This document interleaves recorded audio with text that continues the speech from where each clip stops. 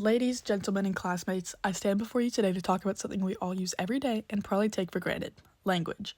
Not just the 30-day Duolingo streak for French type of language that you know you're only opening because of the threatening notifications, but the kind that shapes who we are, what we value, and who we become both individually and collectively. Now, language doesn't just mean spoken words. It's more than accents and slang, though let's be honest, Australians do love a good nickname. Because apparently any word over a syllable is where it gets capped as way too long. And over in America, language comes with all sorts of variety and unique expression, from southern draws to rapid-fire New York chatter, mixed with words and expressions borrowed from countless cultures. Language is culture. It's history, it's the way we tell our stories, and sometimes it's the way we refuse to hear others. This is especially clear in One Night the Moon, where language becomes grounds for identity, culture, and self-given power. The film showcases the interaction of race, gender, and class in 1930s Australia, highlighting how language acts as a vessel for continuing culture and oral traditions, particularly in Aboriginal communities, while white cultures try to silence it. So, picture this. It's the 1930s, you're in outback Australia. There's dust, there's hats, and there's men with unsufferably strong standpoints based off of racist and sexist outlooks because apparently racism and not knowing how to deal with your emotions means you're being a big man. Welcome to One Night the Moon, the film where every sentence is sung, every decision is questionable, and racism is apparently stronger than the will to find your own daughter. Now, let's talk about the father. Jim is a classic 1930s white male. His role is being a father, protector, and validating every backwards gender and race norm of his time. This guy really said, my child is missing in the bush, probably scared and alone, but should I accept help from the one man who actually knows the land? Nah, I'll be a stubborn colonialist. This actually reflects the role of individuals in their environment, and also the self-reliance that blinds Jim to the value of community cooperation. His language and actions exclude Albert, the Aboriginal tracker, despite Albert's deep cultural knowledge and understanding of the land, something Jim neither appreciates or respects. In this film, language actually represents the opposite of what we think to use it for. Language in this film becomes a profound tool of exclusion. The father, Jim, refuses to communicate with Albert, the Aboriginal tracker. He does this not just in words, but in values. In fact, when he says, "No blacks on my land," it's not just an added line. Perkins purposely includes this to use Jim as a representation through his brutal declaration of how language can define identity and draw boundaries between me and them. So this is where collective identity actually rears its head. Jim's language choices aren't made in a vacuum. Perkins has a clear vision of what she's trying to portray, and putting the film's arguably questionable acting aside, she doesn't do a terrible job at it. These characters are a product of Australia's colonial past, a time when European settlers defined themselves through opposition to Indigenous Australians. Jim's rejection of Albert isn't just personal bias, it's collective, historical, systemic mindset passed down like a bad family recipe. The film also does a great job at highlighting the strong relationship between language, identity, cultural differences, and how these forces influence each other deeply. The clash over land ownership, expressed through words and music, symbolizes the broader cultural conflict between First Nations and settler Australians.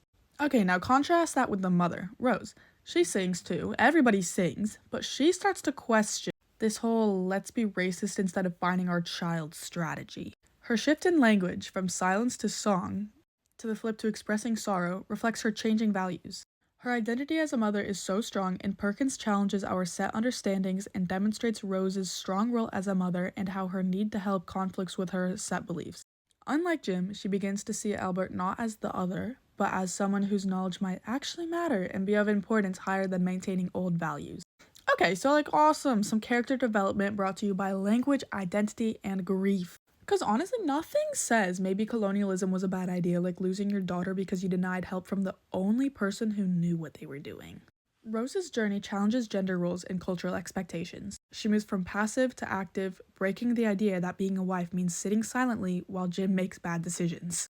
Perkins thankfully uses her to show the potential for reconciliation through communication, aka language. Now let's talk about individual identity. Especially Albert's, he barely gets lines, classic. But when he does speak, it's powerful, deliberate, and ignored.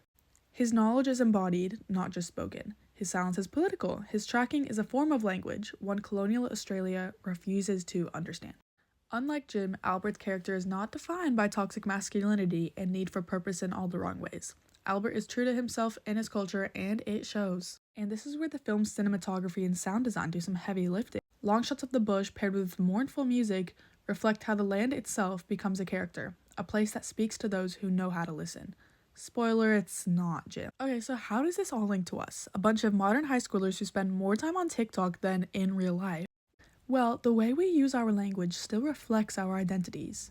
Think about how we switch between formal and casual speech, or how we use slang, emojis, even memes to build communities and break down others' communities. Language can unite us or isolate us. It can reflect our past or be rewritten to express how we want our future. In One Night at the Moon, it does both. The film forces us to confront how racism and exclusion still echo today, both loudly and subtly.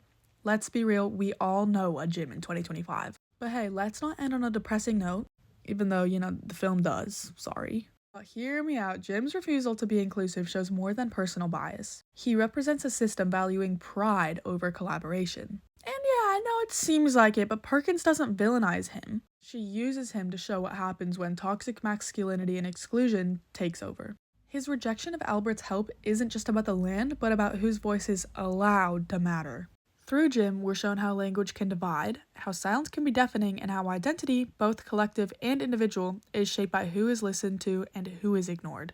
This is what makes Perkins' message both specific and resonating to a society. It challenges us all to consider the language we use and the voices we choose to hear.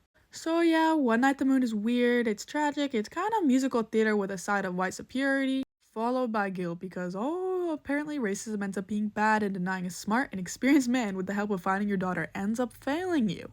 But it also shows us that language isn't just about words, it's about power, it's about identity, and ultimately it's about who gets to speak and who gets silenced. One Night at the Moon teaches us that when language is employed as a weapon of division, it tears apart families and communities. But when language embraces difference through song, storytelling, and understanding, it has the power to break divides, preserve and enjoy culture, and heal from our hurt. So alright, ladies and gentlemen, language is not just words, it's identity, it is culture, it is connection. And Perkins wants us to know it's up to us to decide how we use it. And yeah, that's pretty much all I have to say about that, so thank you.